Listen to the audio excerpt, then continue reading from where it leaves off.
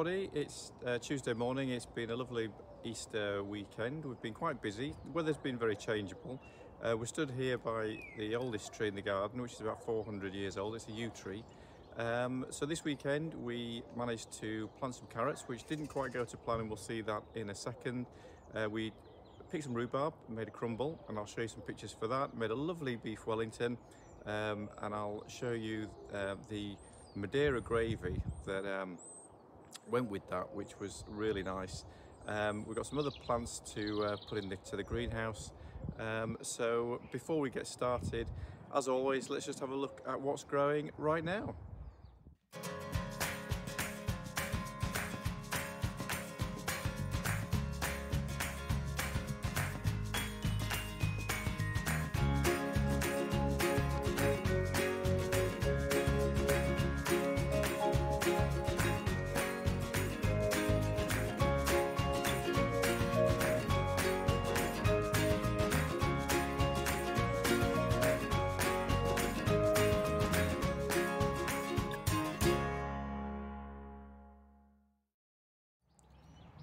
Something that grows really well in our garden is the rhubarb. So I'm going to be picking some of this for crumble this afternoon for our dinner. So I'll cut some shoots.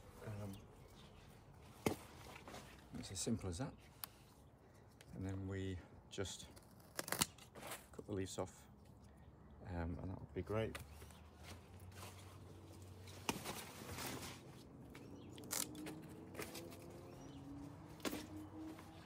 And then hopefully it'll grow very quickly.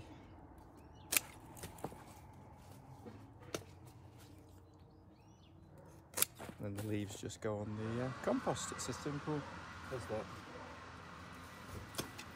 And the more you pick, the more you get. So the good thing about rhubarb is three things really.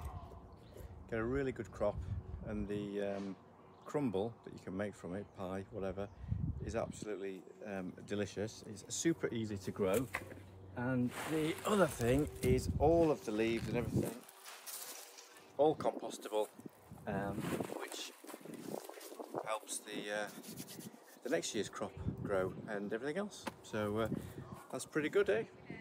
I'll send you a picture of the crumble.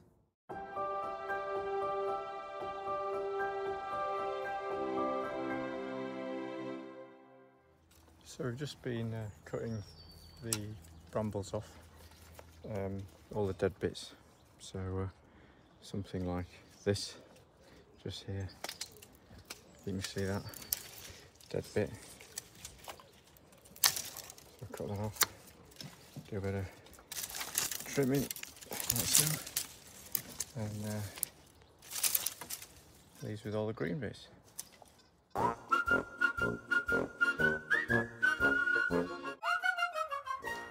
Before we crack on with the carrots, I just come into the greenhouse just have a quick look and see how things are doing.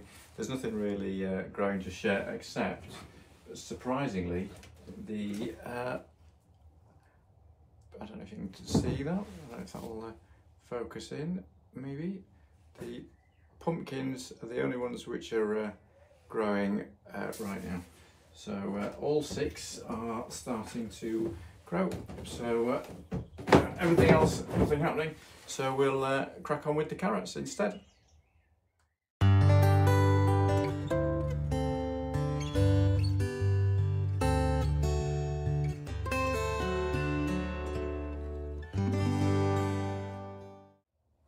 Okay, so we're on with planting the carrots, and you'll notice that we're actually in the greenhouse and not outside by the carrot bed that I was preparing earlier.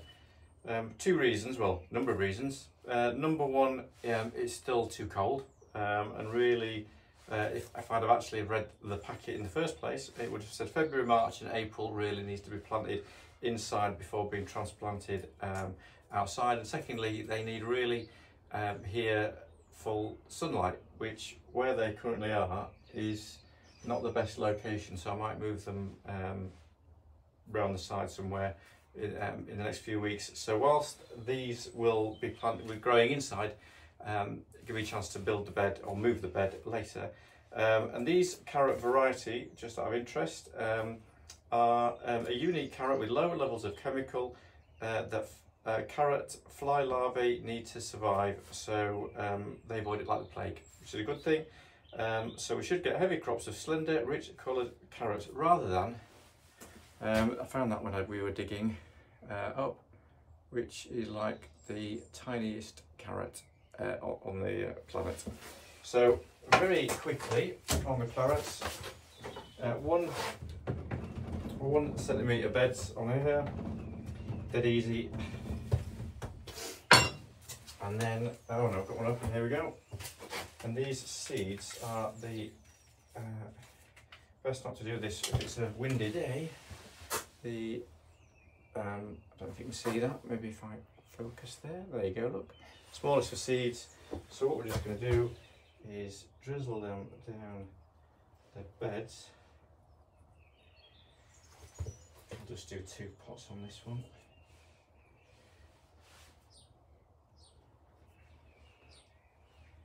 And just give them a little cover over. And then we can just give them a bit of water just to, not too much to get them started.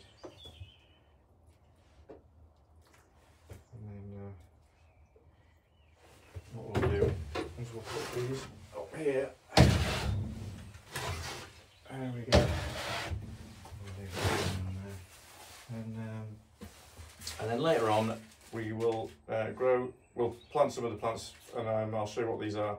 There's larkspur, like so, primrose, which will be really nice, not very focused either, sweet peas, and lupin for the beds. So we'll come back to those soon.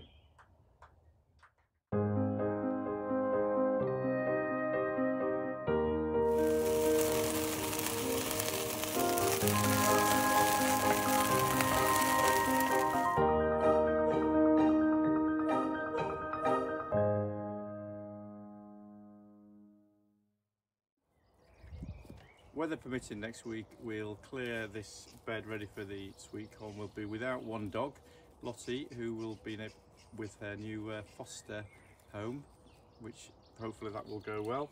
So it'll be just back to me and Hugo, and we'll have loads more to do in the garden. So see you next week.